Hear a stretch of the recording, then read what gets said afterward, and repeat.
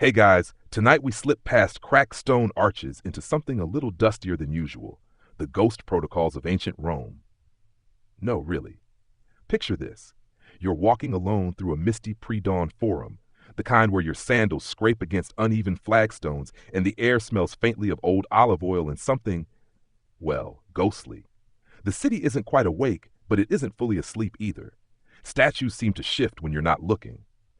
A raven screeches somewhere off to the left, classic, and something behind a column definitely just moved. You've probably heard the phrase, all roads lead to Rome.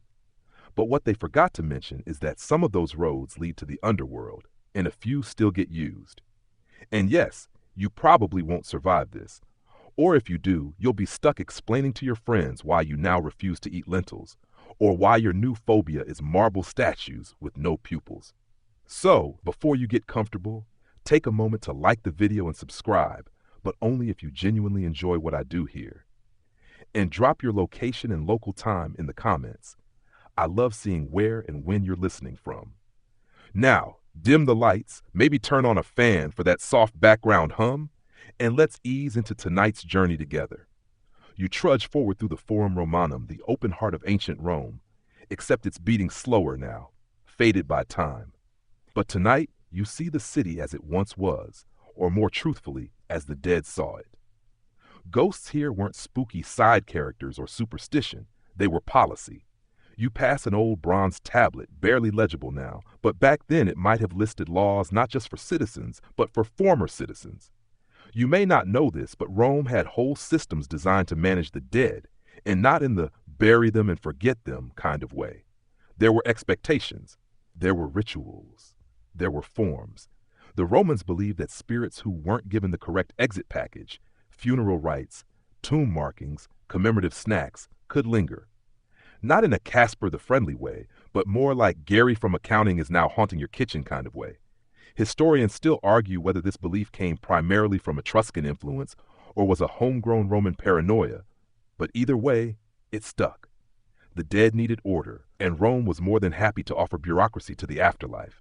You turn down a narrow lane, once busy with merchants, now echoing only your footsteps. A chill clings to the air.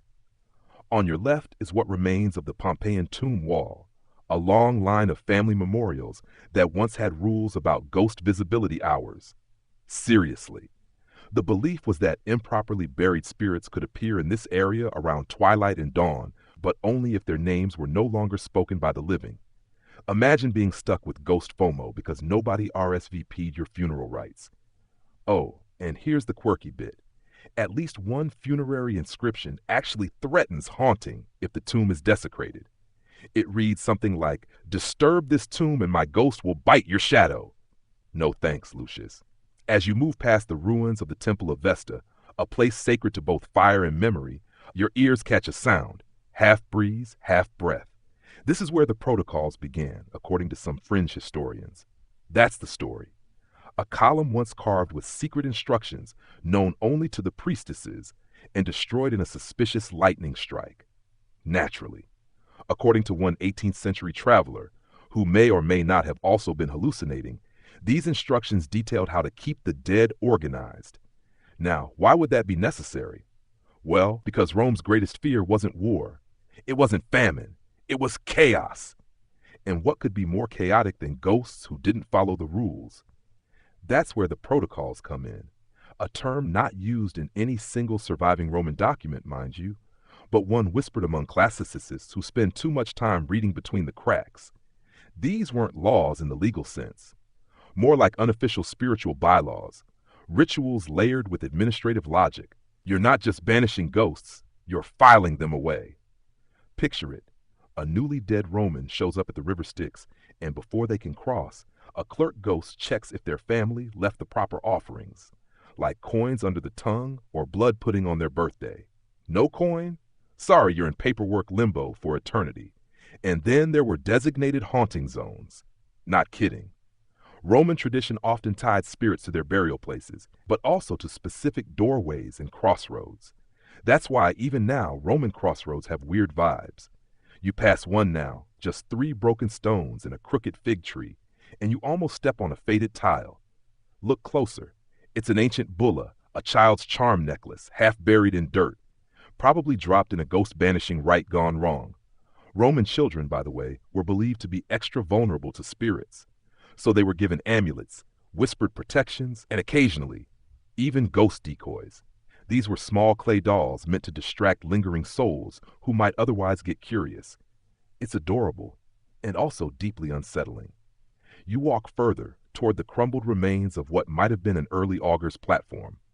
This is where bird watchers, official toga-wearing ones, interpreted omens. Ghost sightings often aligned with weird bird behavior. One popular tale says a ghost tried to send a message to the Senate by organizing starlings into a phrase. Unfortunately, Latin's hard to spell with birds. Still, this city thrived on omens, and when those omens got spooky, someone had to update the records. The city's pontifices, priest officials, may have even kept a secret list of sanctioned ghost sightings. You won't find it in any museum, but the theory is that it was burned during Nero's Great Fire, or hidden under Vatican archives, or eaten by goats. Again, historians can't agree. You finally pause near the base of the Capitoline Hill, looking down into what used to be a sacred drainage pool. It was once believed to be a portal, a mundus, where the worlds of the living and dead touched on special festival days. On those days, the lid would be ritually opened. Farmers would leave offerings, the Senate would avoid meeting, and children were advised not to look directly at shadows. As the first faint hints of sunrise spill over the old stones, you realize something odd. Nothing feels dead here. Or rather, everything feels slightly alive in the wrong way. That's the Roman ghost story. Not loud, not dramatic, just still watching. And you've just stepped into the outermost circle of the ghost bureaucracy. Don't worry, we're only getting started. You drift along the curve of the old Via Sacra, where triumphal parades once thundered through, but tonight, it's oddly silent, not ominous, just waiting. Ahead looms the Curia Julia, the Senate House. Most people remember it as the place of togas and debates, but you notice something off about the upper lintel, a faint scratch, easily dismissed as wear. But if you squint, and you do, it looks a bit like a stylized eye, or two, possibly 8. You're not sure. See, what they don't teach in school is that the Roman Senate may have been less about yelling old men and more about consulting ghosts. Don't worry, they weren't doing full-blown seances in the middle of budget meetings. This was subtler. Well, mostly.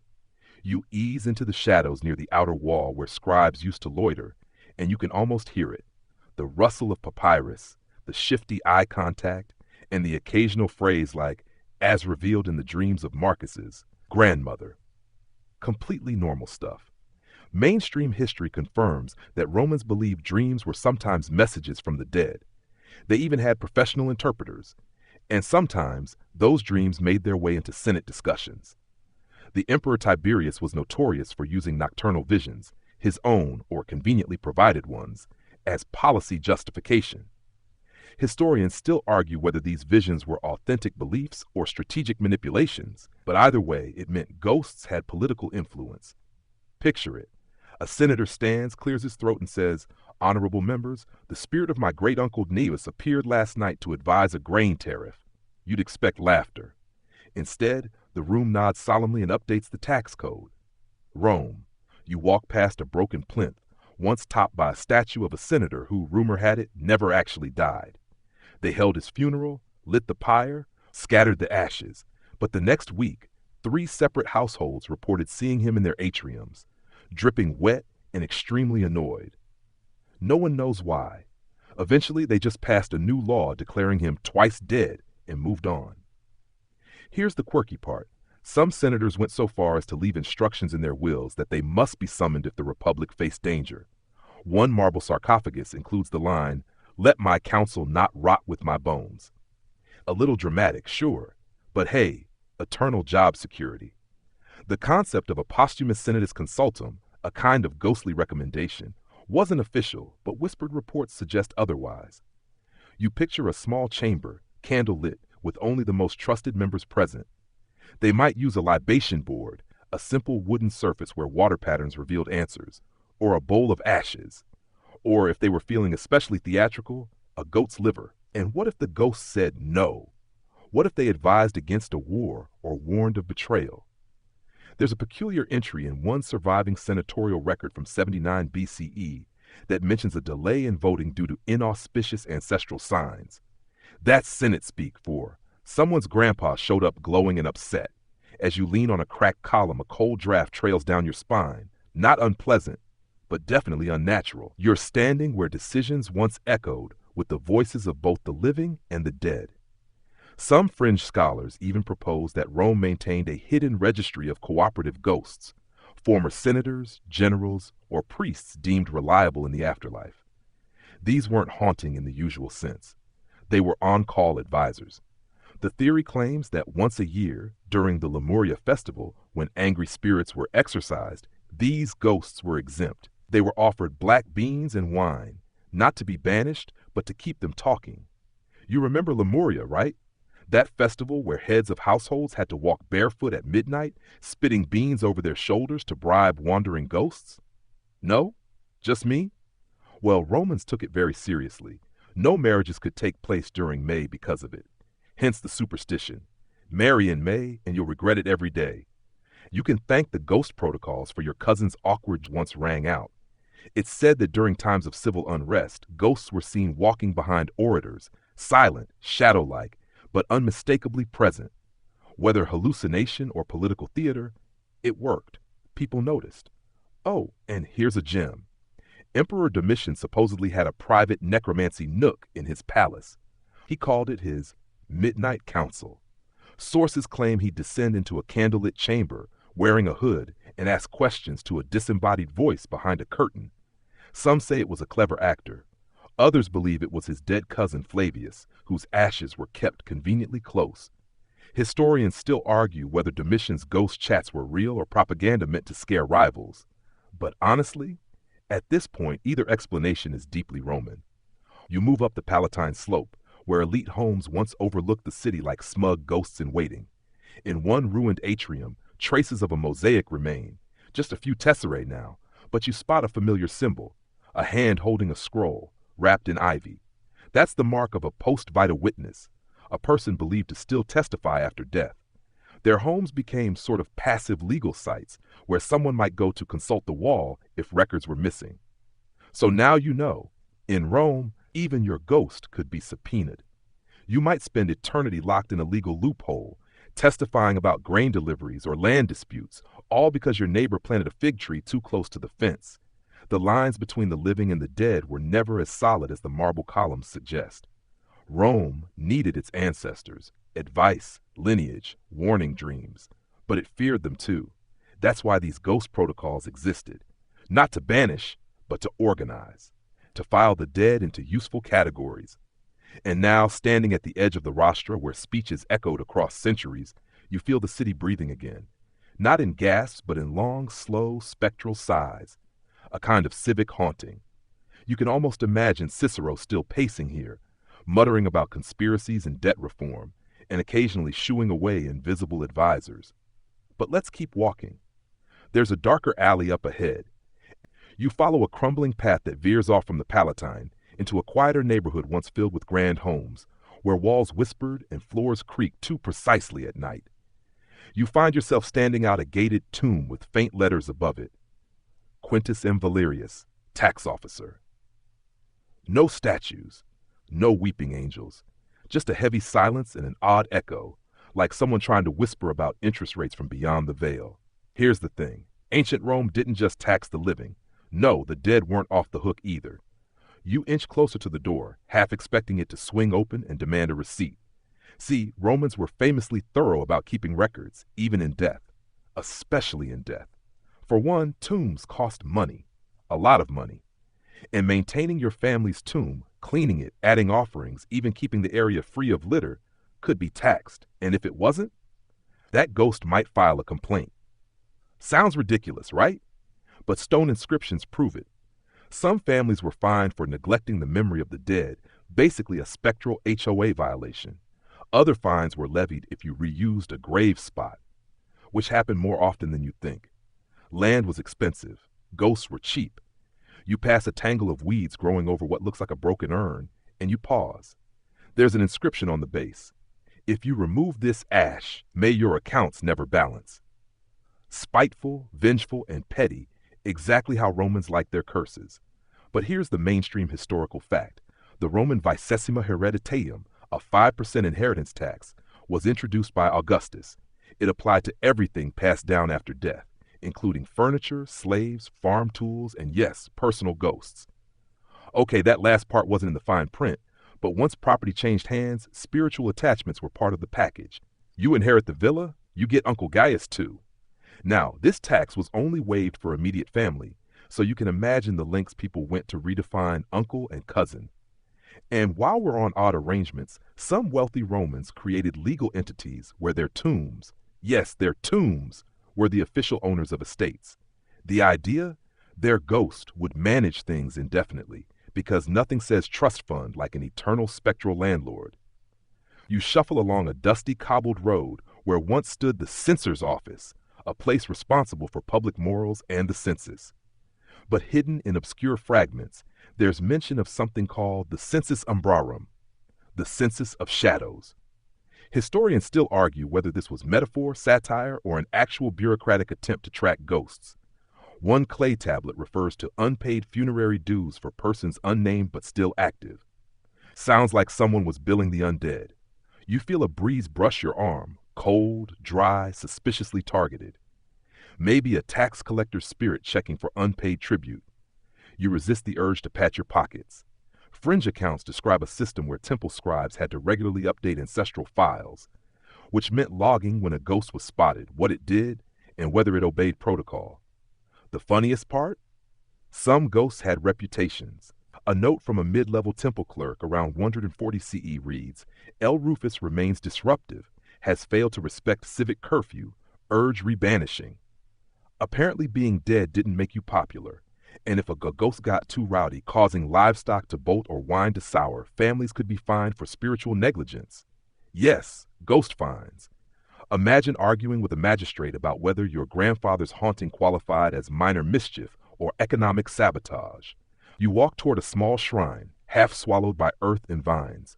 A rusted bronze offering tray lies nearby, still faintly green with patina. The shrine is marked with 3 simple characters, DMS short for Dis Manibus Sacrum, sacred to the spirits of the dead. These initials were stamped everywhere, from tombs to rings to sewer covers. In a way, they were Rome's ghost warning signs, like tiny spiritual beware of dog stickers. You crouch near a square plot, once believed to house the offices of the Collegium Pontificum, the High Religious Council. Their secret records are lost, but one fragment references an annual audit of unsettled presences, a kind of year-end review for ghosts. There's even a theory, deep in the realm of fringe but too good to ignore, that some Roman accountants specialized in ghost ledgers. They tracked which tombs needed rites, which spirits went rogue, and which families owed post-mortem compliance fees. Rome took ghost management as serious road repair, probably more. Oh, and the quirky bit, in certain rural districts, when a spirit was believed to be breaking tax law somehow, local officials performed a ritual called exturbation, part symbolic eviction, part divine fine. They'd pour vinegar on the tomb, chant badly metered verses, and then slap the tombstone. Yes, slap it. Apparently, even ghosts respond to passive-aggressive bureaucracy. You stroll further, reaching a low stone bench beneath a cracked arch. This used to be a spot for public mourning. Anyone could sit, talk to their dead, and theoretically sort out any lingering fees or ghost grievances. Think of it as the customer service desk for the afterlife. But the real kicker comes from a letter dated to the reign of Antoninus Pius. A wealthy woman complains that her husband's ghost is haunting their garden, shaking olive branches at night and souring her wine. Her solution? She tries to bribe a local priest with imported cinnamon to convince him to move on. Cinnamon. Apparently the dead have taste. The document ends without resolution. Maybe the cinnamon worked. Maybe the ghost unionized. And you start to notice the pattern. This wasn't a culture afraid of ghosts. This was a city trying to integrate them, using the only language it understood, bureaucracy, ledgers, and mild extortion. You look up, the moon's higher now, glowing faintly above the silhouette of old walls. You think you hear the scratching of a stylus. Maybe someone's updating a ledger. Hopefully not yours. Time to keep moving. Suburra awaits. And if the forum was haunted by paperwork, that place is haunted by everything else. You slip down toward the infamous Sabura, the crowded, noisy neighborhood buzzing with life, laughter, and some say spirits that never quite left. By day, this quarter thrived on markets, taverns, and shouting vendors. By night, it was where the ghosts of the living and the dead mingled in less orderly ways. You step carefully past uneven stones and peek into a narrow alley known as Vicus Lararium, named for the small household shrines that dotted its walls, each dedicated to protective spirits called lares. Here's your mainstream fact. Roman homes always had a lararium, a tiny altar to the family guardian spirits. These lares weren't just good luck charms, they were deeply embedded in daily life. Families fed them, spoke to them, even held many celebrations in their honor. The spirits were thought to protect the household, its wealth, and sometimes its secrets. But here in Sabura, where life was messy and crowded, the lares took on a slightly different personality. They had to. Fringe scholars speculate that in places like this, the lares sometimes acted like local ghost police, keeping an eye on other, less friendly spirits. Some Romans called these other ghosts lemures, troublesome shades who hadn't found peace. Unlike the orderly lares, these specters were unpredictable and, frankly, a little annoying. You glance at a cracked stone with a faded inscription, "Beware the lemures after dusk." It's a bit like the ancient Roman equivalent of a no loitering sign, but for ghosts. Historians still argue whether these distinctions between lares and lemures were strict or blurred. But one thing is clear. The Romans were obsessed with keeping their ghostly neighborhoods in check. As you weave deeper into the labyrinthine streets, the scent of roasted chestnuts mixes with the faint tang of incense burning at a street shrine. You imagine the locals whispering prayers and warnings to their lares, hoping to keep the restless spirits at bay. The line between devotion and superstition blurs, but it's all part of the ancient city's rhythm.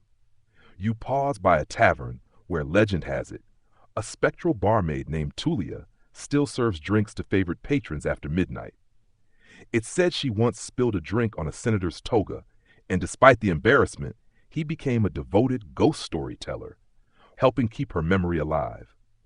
This quirky mix of humor and reverence is typical of Roman ghost tales. You don't just fear the spirits, you live with them, sometimes laugh with them. You hear a faint murmur from an adjacent alley, perhaps the ghostly echo of an argument or a long-forgotten curse. Romans believed that words spoken with strong emotion could linger in the air, like phantom echoes trapped in stone and mortar. This belief led to practices like defictiones, or curse tablets, thin sheets of lead inscribed with spells, and often buried in hidden places to bind enemies or request divine intervention. Imagine leaving a curse tablet in a well or under a doorstep, then wondering if it actually worked. Some Romans were meticulous about these, addressing spirits directly and offering small gifts to ensure compliance. Historians still debate how effective these curses were, but the sheer number found around Rome reveals a city full of whispered grievances and hopes. You step into a small square where children once played and vendors quiet under the moon's soft glow. The shadows lengthen, and you notice an old well in the center, rumored to be a gateway to the underworld. Some say restless souls gathered here at night to whisper secrets or swap stories. The idea of places like this serving as portals between worlds is a favorite among fringe theories. Was it just superstition? Or did the Romans really believe that some spots in the city were thin points where the veil between life and death thinned? The debate continues, but you get the sense that Romans weren't shy about thinking of their city as a living, breathing entity filled with hidden layers. As you linger by the well, the soft sound of footsteps echoes behind you, only to vanish when you turn. You chuckle, telling yourself it's just your imagination, though part of you wonders if Tullia, the ghostly barmaid, might be keeping an eye on you. You realize that in this city, the living and the dead coexisted in a complex dance, each influencing the other in subtle ways. Whether through rituals, curses, or whispered prayers, the people of Rome didn't just tolerate their ghosts. They engaged with them, shaped by their presence. You continue through Sabura's twisting streets, feeling the pulse of an ancient city where history and hauntings weave seamlessly together, creating a tapestry that's as much about life as it is about death. You slip away from the raucous echoes of Suburra and begin ascending toward the campus marshes, the sprawling field that served as a versatile playground for Romans, from military drills to massive public spectacles. Tonight, the open air feels heavy with a different kind of presence. This isn't the lively crowd roaring for chariot races or gladiators. It's something quieter, yet no less palpable. The campus Martius was also home to several temples dedicated to gods connected with death and the afterlife, Mars, obviously, but also Dispater and Proserpina. You remember that even though Mars is primarily the god of war, he was also associated with the underworld in early Roman religion. Talk about a dual role. The Romans had no problem combining grim subjects with their daily routines, and their ghost protocols reflected this blend. You find yourself near the altar of Mars, a flat, weathered slab, rumored to be a place where the living could negotiate with spirits before battle. Soldiers would offer sacrifices here, hoping to secure the protection or advice of their fallen comrades, ghostly veterans who might just whisper tactics from beyond the grave. The idea of military ghosts advising troops has historical backing, but historians still argue whether these were genuine spiritual beliefs or a way to boost morale with a bit of psychological warfare. Nearby, you spot the ruins of a small shrine to the lemurs, the restless spirits we met in Suburra. Unlike the protective Lares, lemurs were feared and exorcised during the Lemuria festival, where families performed rituals to appease or banish them. This annual event involved walking barefoot at midnight, throwing black beans over the shoulder, and chanting to coax these ghosts away. Scholars still debate whether Lemuria was more about controlling social anxieties or managing actual supernatural phenomena. You lean against a broken column and imagine the eerie quiet of a midnight ritual here. Picture a head of household shuffling around the altar, muttering chants and spitting beans, half hoping, half dreading the appearance of those shadowy figures. You wonder if the lemurs were ever less cooperative than expected, making the ritual feel more like a negotiation with a stubborn creditor than a simple ghost banishment. In the far distance, you glimpse the outlines of the Pantheon, a monumental temple with its massive dome and oculus, symbolically linking the earthly and the divine. The Pantheon's role in ghost lore is less direct, but fascinating. Some fringe theories suggest that the oculus, an open hole at the dome's apex, served as a spiritual conduit, allowing souls to enter or exit the mortal world. While there's no solid evidence the Romans intended this, it's a poetic idea that captures their complex relationship with the unseen. You stroll along the field's edge, where political speeches and military musters once took place, imagining the ghosts of generals and senators mingling with the living crowd. It's easy to see how the ancient Romans might have felt their ancestors' spirits watching over them here, offering counsel, judging actions, or simply reminding them of the city's storied past. The quirky tidbit? There's an old story about a senator who insisted that his ghost be included in the roll call during military inspections. Whether this was a joke, a bit of eccentricity, or actual belief is lost to time.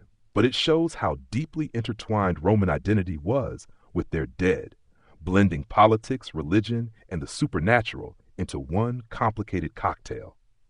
You step away from the open field, the cold night air brushing your skin, and realize that the campus Martius wasn't just a place for the living to flex muscles or make speeches. It was a liminal zone where the lines between life and death blurred, and ghost protocols ensured the city's invisible residents stayed in line. Awaiting continue. You move from the open expanse of Campus Martius into the shadowed heart of the Roman Forum, where the city's political, legal, and religious centers converge like a tangled web. This was the beating heart of ancient Rome's public life, and of course, a magnet for the restless dead.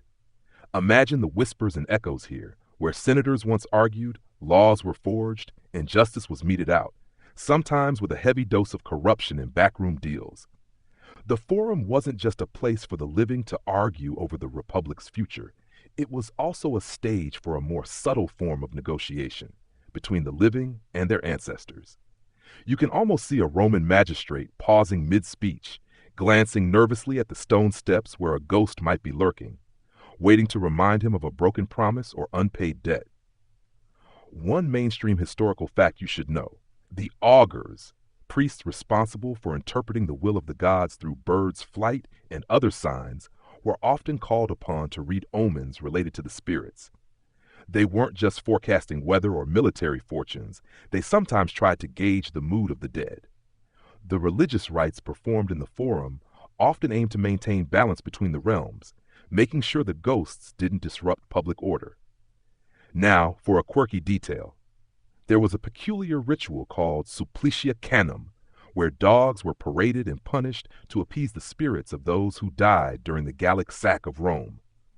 This odd tradition hints at a lingering collective guilt, a communal attempt to manage the restless dead through symbolic punishment.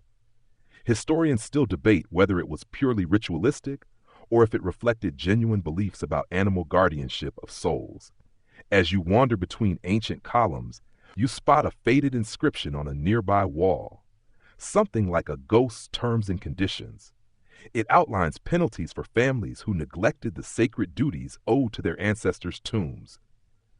Failure to honor these rites wasn't just disrespectful, it was a civic offense.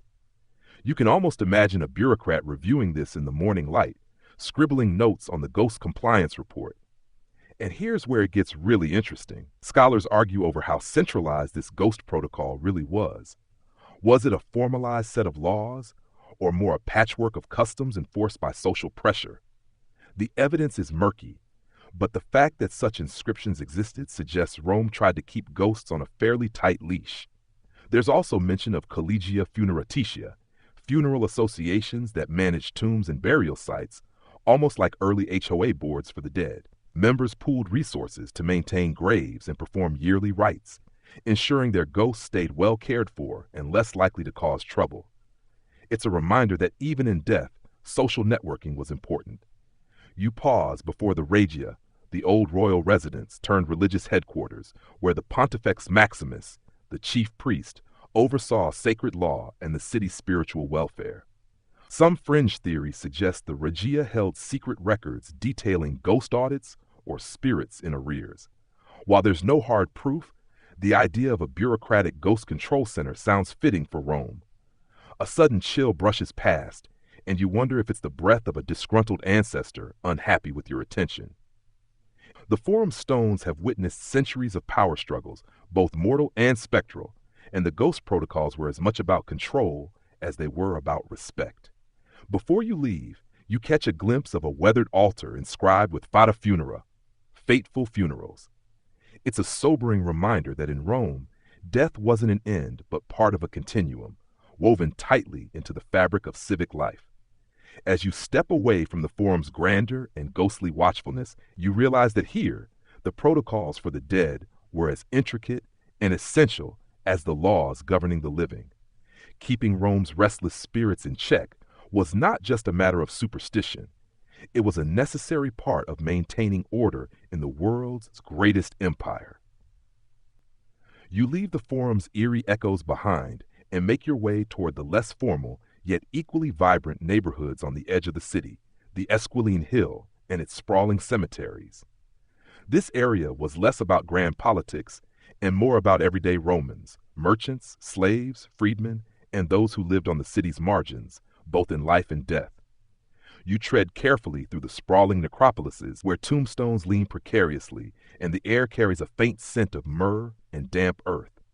The Esquiline cemeteries were notorious for their mix of funerary art and practical use, grave markers doubling as signs for businesses or social clubs.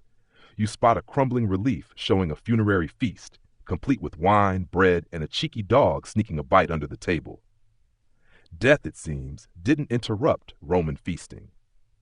Here's your mainstream fact. The Romans practiced funis, elaborate funerals involving processions, eulogies, and banquets meant to honor the dead and reinforce family status. These rituals weren't just sentimental, they were civic performances, designed to remind the community of the deceased's legacy and keep their memory alive. The more lavish the funeral, the stronger the ghostly presence was believed to be. But in the Esquiline's outskirts, where the poorer classes dwelled, these rituals often took on a simpler, sometimes grimmer form. The tombs were smaller, the offerings modest, and the ghosts, well, they didn't get the VIP treatment. In fact, Some scholars suggest that neglected graves led to more frequent hauntings, angry spirits forced to linger because their rites were incomplete. You pause by a small, shattered tomb inscribed with the name Lucilla, a freedwoman whose epitaph reads, "May my spirit find rest, though my purse was light." It's a stark reminder that in Roman ghost protocols, social status followed you beyond the grave. And here's a quirky detail. In some necropolises, vendors sold ghost-repellent herbs and charms, small pouches of rue, garlic, or even crushed snail shells. These were the ancient Roman equivalent of a spiritual bug spray. Not everyone could afford official rites, so these DIY methods offered some comfort against unwelcome visitors from the beyond. Historians still argue whether such folk practices were widespread or mostly anecdotal, but they are children safe from wandering spirits.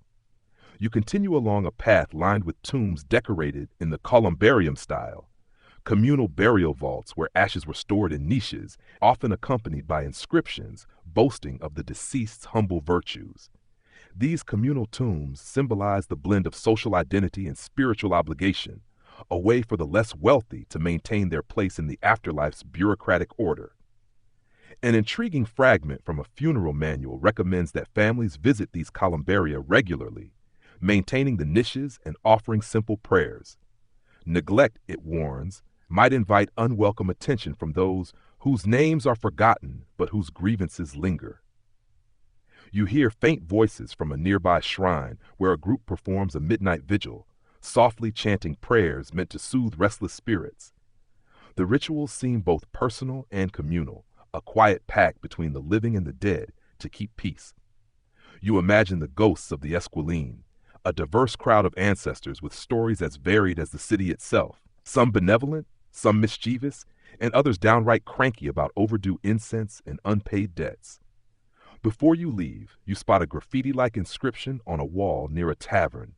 "Beware the restless dead, pay your dues or face the night's company." The sentiment feels as relevant now as it must have been 2 millennia ago. As you step back into the bustling city streets, you realize that in Rome, even the poorest souls had a stake in the ghostly social order. The dead weren't just remembered, they were managed, negotiated with, and sometimes begrudgingly respected. The Esquiline's ghosts remind you that Rome's protocols were as much about inclusion as exclusion, ensuring that no spirit, rich or poor, was ever truly forgotten. Word count. You now drift toward the outskirts of Rome's grand necropolises, arriving at the Via Appia Antica, the legendary Queen of Roads, stretching far beyond the city limits, lined with tombs and mausoleums that speak of ambition, memory, and of course, ghosts. This road wasn't just a highway for the living, it was a procession route for the dead, a place where families ensured their ancestors' spirits traveled safely into the afterlife. Here's your mainstream fact. The Via Appia was famous for its monumental tombs, grand, marble monuments designed to immortalize the dead and broadcast the family's status for generations. Roman law required tombs to be built outside city walls, so the road became a corridor of death and remembrance and a hotspot for ghostly tales.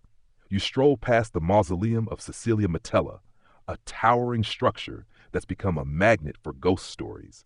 Locals swear they've seen spectral figures wandering its grounds, and legends say Cecilia's ghost guards the tomb fiercely. It's easy to imagine the anxiety in a city obsessed with respect for the dead, where a neglected tomb might provoke a restless spirit. But here's the quirky side. Some Romans believed the spirits of the dead could hitch a ride along the Via Appia, riding on carts or following funerary processions like invisible passengers. These ghost rides were said to sometimes cause mischief, spooking horses or whispering warnings to travelers. It's like the ancient version of being stuck behind a slow car on the highway, except your passengers are undead. Historians still argue whether these stories were metaphors for grief or genuine beliefs in ghostly hitchhikers. The Via Appia's atmosphere as a liminal zone between life and death, city and countryside, made it ripe for all sorts of supernatural speculation. As you walk, the faint echo of footsteps blends with the rustle of olive trees lining the road. The scent of wild herbs and pine mingles with the cool night air, carrying the weight of centuries of farewells and funerary rites. You stop near a small shrine dedicated to Manes, the collective spirits of the dead. These manes were thought to need regular offerings to stay peaceful. Roman families often left food, wine, and small gifts at roadside altars like this, part of a broader protocol ensuring the dead didn't become angry or vengeful. The idea of feeding spirits might sound odd now, but it was a cornerstone of Roman ghost etiquette. Neglect your ancestors' manes, and they could turn into the dreaded lemurs, or larvae, angry ghosts bent on causing mischief or worse. You remember that the Via Appia was also a pilgrimage path for the living, especially during festivals like Parentalia, a 9-day event where families honored their dead. Pilgrims would visit tombs, perform rites, and repair neglected graves, essential ghost maintenance to prevent hauntings. A fringe theory suggests that some of the large mausoleums along the road doubled as ghost houses, designed not only to honor the dead, but to trap or contain restless spirits. Whether this was practical or symbolic remains debated, but it highlights how seriously Romans took the idea of managing their dead. You glance at a worn inscription warning, "Pass with respect. Do not disturb the eternal." It's a simple yet powerful reminder that this road was sacred ground, a borderland where one rested in life and the other in eternity. Just then, a cool breeze picks up, carrying the faint scent of rosemary and dust. You shiver, not from cold, but from the feeling that the spirits here are watching, waiting to see if you honor their ancient protocols. You start to move again, feeling the weight of thousands of years pressing down on your steps. The Via Appia isn't just a road. It's a living memory, a bridge between the past and present, between the living and the dead. And as you walk this hallowed path, you understand that Rome's ghost protocols were never static. They evolved, adapted, and thrived on the belief that the dead were always part of the city's bustling, breathing life. You veer away from the grand necropolises and the solemn Via Appia into the heart of domestic Rome, stepping through narrow alleys into a typical insula, a multi-story apartment block crammed with the city's working-class families. Here, the ghost protocols get far more personal, woven into the daily lives of ordinary Romans who balance the demands of the living and the dead under one often creaky roof. You find yourself in a dimly lit courtyard where laundry hangs between walls thick with history. The smell of wood smoke mingles with something faintly metallic, an oddly specific scent some Romans believed signaled a spirit nearby. Your ears catch the murmur of a family chanting a prayer, quietly coaxing their ancestors' presence, hoping for guidance or a blessing. One historical fact: the Lares and Penatii, household gods often conflated with ancestral spirits, were central to Roman domestic religion. Families maintained shrines in their homes, offering daily sacrifices of food, wine, and incense. The line between gods, ancestors, and ghosts was blurry, but these rituals were a form of ghost protocol designed to keep the household harmonious. But here's a quirky twist. Some Romans believed that if you didn't honor your household spirits properly, they might cause mild annoyances, misplaced keys, flickering lamps, or the inexplicable creak of floorboards at night. A particularly cheeky ghost might rearrange furniture or hide slippers, turning haunting into household pest control. Historians still argue whether these beliefs were genuine spiritual warnings or simply early explanations for common domestic nuisances. Either way, the belief was strong enough to shape daily routines. You peer into one small shrine nestled in a corner of an insula. The Lararium, a miniature altar decorated with painted images of the Lares, serves as a focal point for family gatherings. Here, offerings of wine and bread are made, and whispered conversations with ancestors occur in the quiet moments before sleep. You overhear a story about a certain Roman matron who swore her deceased grandmother's spirit once saved her from a particularly nasty rat infestation. Was it divine intervention, ghostly gratitude, or just coincidence? The line between miracle and superstition was never sharp in ancient Rome. There's also the practical side. Dead ancestors were thought to provide protection, advice, and sometimes even financial luck. Families invested in maintaining their reputations beyond the grave, understanding that ghostly goodwill could influence the living world. An open scholarly debate. To what extent did Romans view these spirits as autonomous beings versus symbolic representations of family identity? The answer is murky, but the rituals reveal a culture deeply invested in keeping the ghosts happy and involved.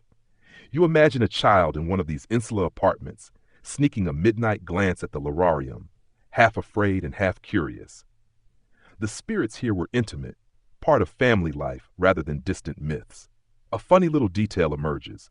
Some Romans kept small written notes near their shrines, reminders for the spirits to behave or promises to be better descendants. Ancient sticky notes, basically, but with eternal consequences. As you turn to leave, the courtyard falls into an almost palpable silence, the invisible presence of countless ancestors settling into the night's calm. In the crowded, noisy city, these domestic ghost protocols kept the thin veil between life and death carefully woven. You realize that Rome's great temples and roads were just one side of the story. The everyday homes, with their quiet rituals and whispered promises, were the true heart of the city's spiritual life. You slip away from the cramped insulae and head toward Rome's grand public baths, those bustling centers of hygiene, gossip, and politics. But tonight, it's not the steamy pools or the clatter of sandals on marble that captures your attention. It's the ghost stories whispered among bathers and the invisible protocols that governed encounters with spirits in these lively, sometimes eerie spaces. The baths of Caracalla and others were more than just places to scrub off the grime of the day. They were social hubs where Romans mingled, negotiated deals, and according to some fringe tales, occasionally brushed shoulders with ghosts. Baths were considered liminal spaces where the boundary between the living and dead was thinner, partly because water symbolized purification and transition, a solid historical fact. Public baths often contain small shrines to various gods and spirits, including Fons, the god of springs, and sometimes local protective spirits believed to guard the baths. These shrines were focal points for rituals intended to keep harmful spirits at bay and ensure the space remained welcoming for living visitors. Here's a quirky tidbit. Some Romans believed that the baths were haunted by the spirits of the waters, ghostly figures said to rise from the pools at night, especially in older baths built over former cemeteries or sacred springs. These spirits weren't necessarily malevolent, but they could cause chills, sudden slips, or eerie whispers, enough to keep even the bravest bathers on edge. Historians still argue whether these stories were simple superstitions or rooted in real, localized beliefs. The fact that many bath complexes were constructed over ancient burial grounds complicates things. You imagine yourself lounging in a marble alcove, steam rising around you, when suddenly a cool breeze brushes your neck despite the heat. You glance around, catching the flicker of a shadow near the water's edge, nothing but your imagination, or something more? Another curious fact, in some bathhouses, attendants would sprinkle salt or herbs around the pools before opening hours, a ritual believed to cleanse the space of lingering spirits. Salt was a common ancient purifying agent, kind of like the Roman version of ghost spray. The scholarly debate here involves how these spiritual practices intersected with the bath's social functions. Did the presence of ghosts enhance the sacred atmosphere, or were they nuisances to be controlled? Likely both, depending on whom you asked. You overhear a conversation about a particularly stubborn spirit said to haunt the frigidarium, the cold plunge pool. According to legend, a young Roman soldier drowned here centuries ago, and bathers still report seeing a pale figure standing silently in the water. No one knows if the soldier's ghost is protective or just lingering from a tragic accident. You smile, thinking of how this ghost protocol probably added an extra layer of intrigue to what was already a pretty exciting daily outing. The next time you find yourself at a spa, you might want to check for watery ghosts before diving in. As you leave the baths, the scent of lavender and eucalyptus fading behind you, you feel a renewed appreciation for how Roman ghost protocols permeated even the most public and everyday places. Whether in marble temples, busy streets, or steamy bathhouses, the restless dead were never far from the living. And as the city sleeps, the ghosts enjoy their own quiet secret rituals, perhaps even sneaking a dip when no one's watching. You wander next toward the grand amphitheaters, those bustling centers of spectacle, blood sport, and the Colosseum and its lesser counterparts weren't just venues for gladiators and beasts. They were places thick with the residue of violence, sacrifice, and the restless spirits of those who met their end amid roaring crowds. The mainstream fact here is simple but chilling. The Colosseum saw thousands of deaths, some official, many brutal, and Romans believed these violent ends often produced spirits that could linger if not properly honored. Gladiators, criminals, and even wild animals sometimes received funerary rites intended to soothe their spirits and prevent hauntings. Here's your quirky tidbit. Some ancient texts mention the spirits of the arena. Phantoms said to roam the underground chambers and tunnels beneath the Colosseum at night. These ghosts were thought to be restless fighters, sometimes heard clashing swords or murmuring battle cries. Some even claimed to see shadowy figures sitting in the stands, watching silently as if awaiting a final fight. Historians still debate whether these stories were widespread beliefs or later romantic inventions by medieval storytellers.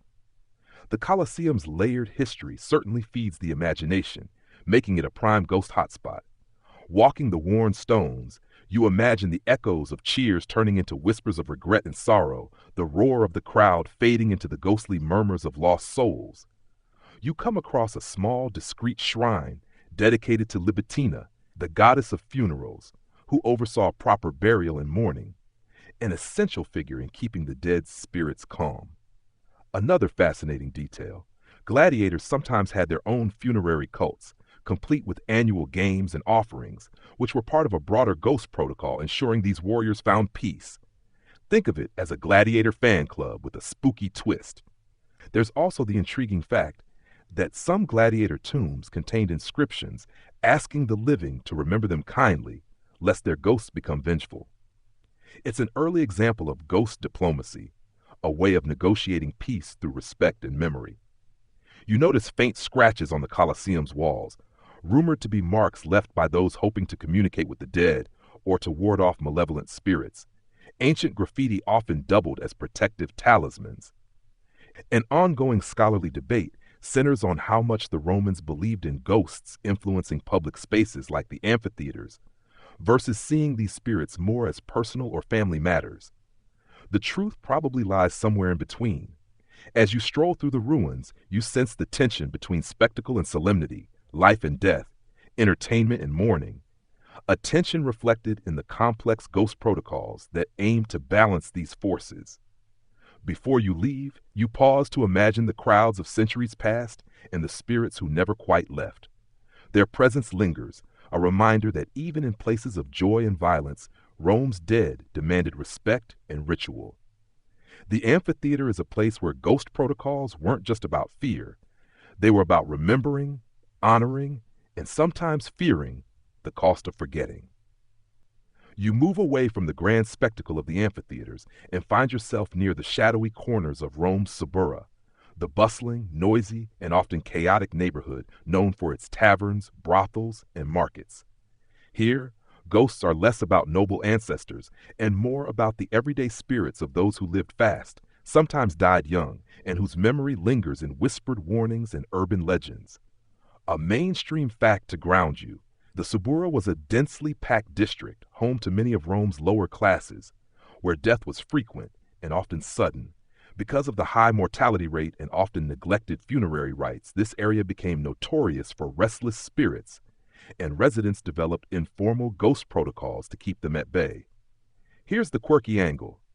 Residents believed some ghosts here were mischievous tricksters called larvae or lemurs, dark, malevolent spirits who thrived on fear and chaos. Unlike the ancestral lairs, these ghosts were troublemakers, capable of causing nightmares, illness, or even accidents. To protect themselves, locals performed loud, chaotic rituals during the Lemuralia festival, banging pots and shouting to scare away these unwelcome spirits. Historians still debate whether these noisy rituals were purely superstitious or had deeper social functions, perhaps acting as communal stress relief or asserting control over dangerous urban environments. As you navigate the narrow streets, you hear the faint clang of a late-night market closing, the smell of spilled wine and roasted chestnuts hanging in the air. You pass a small shrine with graffiti that reads, "Keep your ghosts in line." It's both a joke and a sincere plea. Another intriguing detail: some tavern owners kept ghost jars, small vessels filled with herbs, ash, and charms, hidden behind counters to ward off spirits believed to be attracted to the noise and chaos. These jars were like early security systems, spiritual but practical. You overhear a story from a grizzled vendor about a ghostly patron who once haunted his stall, rearranging merchandise and causing coins to disappear. The vendor swore he finally put the spirit to rest by leaving a plate of food and a glass of wine overnight, a simple ghost bribe that worked.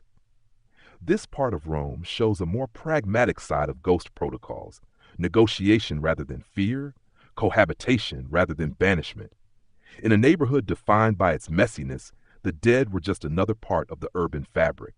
A scholarly debate revolves around whether such spirits were believed to have real agency or were more symbolic expressions of social anxieties. Whatever the case, the rituals created a shared vocabulary for managing the chaos of life and death in a crowded city. You think about how different this is from the polished temples and grand mausoleums. Here, ghost protocols were gritty, immediate, and deeply entwined with daily survival. As the night deepens, you feel the pulse of the Subura's restless energy, a neighborhood where the dead might be less revered but were never ignored. You now drift towards the sacred and secretive heart of Roman religion, the priesthoods and their mysterious rituals, where ghost protocols took on a more formal, almost bureaucratic quality. This was the realm of the pontiffs, augurs, and flaminis, men who interpreted divine will and managed Rome's relationship with the unseen, including its restless dead. One solid historical fact: the Pontifex Maximus was the chief priest responsible for overseeing religious law and ensuring that proper rites were performed, including those intended to keep spirits peaceful. This office managed complex calendars of festivals and ceremonies that included multiple ghost protocols, especially during times of crisis. Here's your quirky tidbit.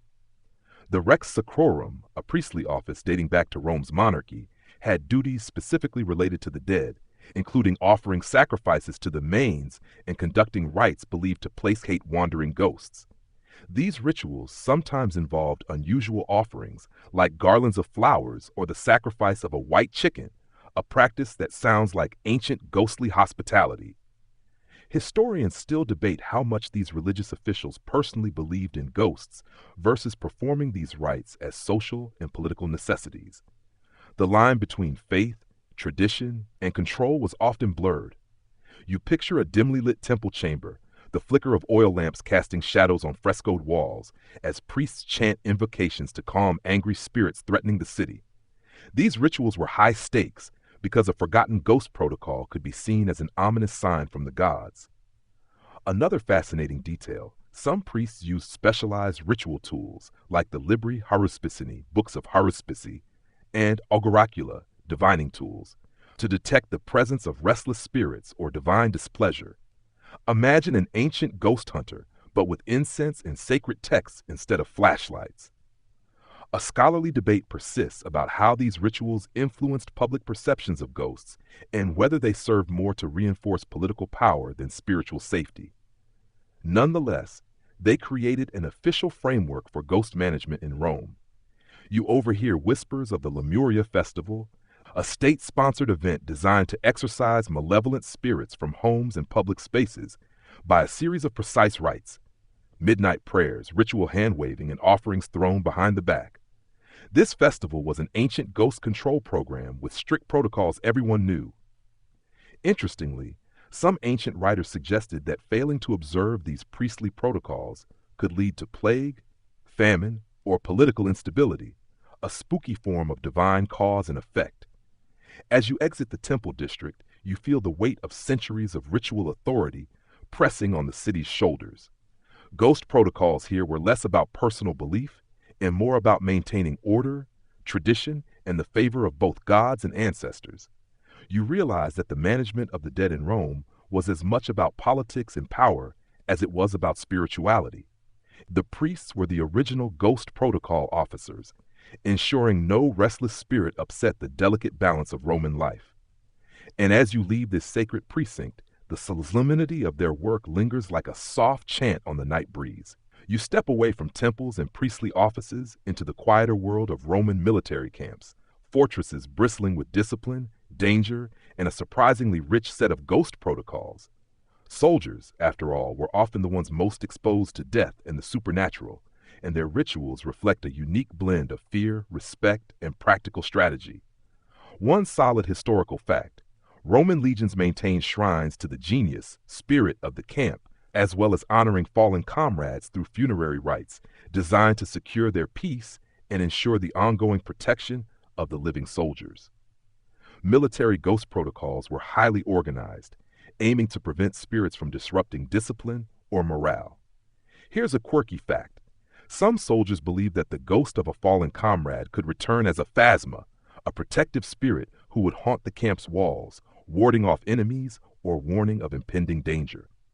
A ghostly sentry, in other words, and definitely not the kind of haunting you want to ignore. Historians still debate how much such beliefs influence soldier behavior, or whether they serve primarily as morale-boosting stories circulated in the ranks. Either way, the presence of these spirits was integrated into the daily life of the camp. You imagine the camp at dusk, fires burning low as a centurion offers a quiet prayer for the safety of his men and the restful sleep of those who never returned. The atmosphere is thick with anticipation and a hint of unease, as if the boundary between worlds grows thinner when the night falls on the battlefield. Another interesting detail: soldiers sometimes carried small amulets or charms believed to protect against malevolent ghosts or curses, practical gear in the spiritual arsenal of the Roman military. A scholarly debate involves whether these rituals and beliefs were unique to the military or borrowed from broader Roman society, adapted to the harsh realities of camp life and combat. The consensus is that the military developed its own nuanced ghost protocols with strict practical aims. You overhear tales of ghostly apparitions appearing before battles, sometimes as omens, sometimes as unsettling reminders of mortality. These stories had the power to rally troops or sow fear, depending on the interpretation. Walking past the training grounds, you notice a carved inscription dedicated to the manes of soldiers fallen in service, a solemn reminder that even in death, these warriors remain part of the legion's spiritual defense. Ghost protocols here emphasized respect and vigilance, blending superstition with military discipline, a combination that probably helped keep the legions focused and fearless. As you leave the camp, you realize that Rome's ghost protocols weren't just about placating spirits. They were tools for survival, woven into the fabric of one of history's most formidable fighting forces. You step away from the flickering campfires, feeling the lingering presence of soldiers both living and dead guarding the city's edges. You find yourself back in the heart of the ancient city, standing before the sprawling ruins of the Roman Forum. It's the place where power, religion, and daily life once intertwined in a grand spectacle, now quiet except for the whispers of history and those elusive ghost protocols that governed how Romans related to their past and their dead. The Forum wasn't just a political and commercial center. It was also a spiritual crossroads, a place where public rituals appeased the restless dead and kept Rome's fate balanced. One solid historical fact: the Romans held annual ceremonies here for the manes, the spirits of the dead, involving offerings and prayers meant to maintain peace between the worlds. A quirky tidbit: among the ruins, some Romans once believed that shadows flickering in the twilight were not merely tricks of the light, but the lemures, restless spirits haunting the heart of power itself.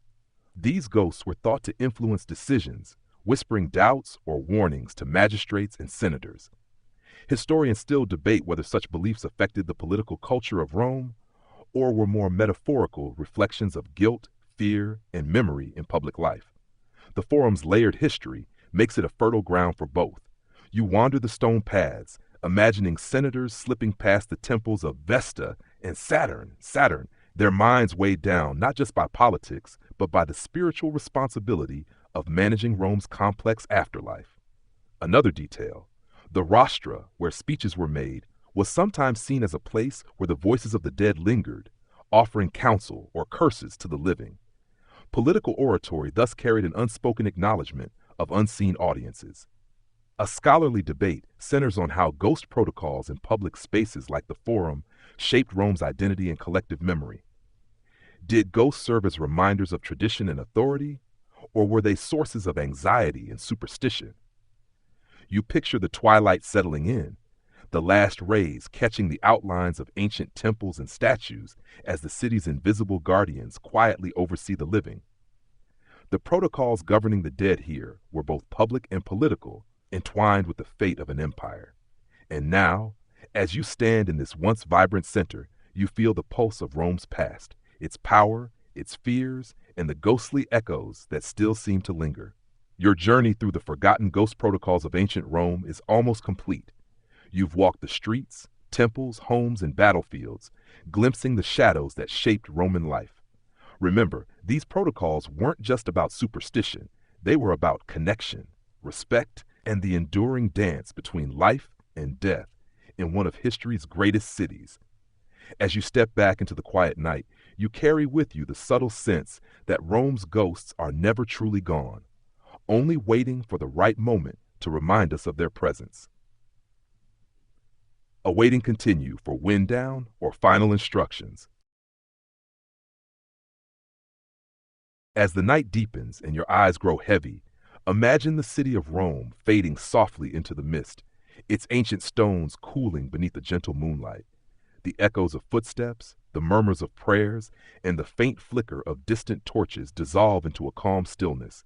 You feel a gentle peace settling in, like a soft blanket wrapping around you, inviting quiet and rest. The restless spirits you met tonight are not shadows to fear, but reminders of a world where the living and the dead walk closer than you might think. They teach us about memory, respect, and the rituals that knit together past and present, binding humanity through shared stories and silent reverence. Let your thoughts drift slowly now, like a gentle river carrying the whispers of the past away into a tranquil sea. You don't need to chase or resist these echoes. Just let them float, distant and calm, as the city's heartbeat slows to match your own. Breathe in the cool night air, soft and still. The ghost protocols of ancient Rome, with their prayers, rituals, and quiet respect, are like a lullaby sung across centuries, soothing restless minds and worn souls alike. Now, as your breathing deepens and your eyelids grow heavier, carry this quiet understanding with you. The ghosts you've encountered tonight rest peacefully, and so can you. Good night and sweet dreams. Sweet dreams.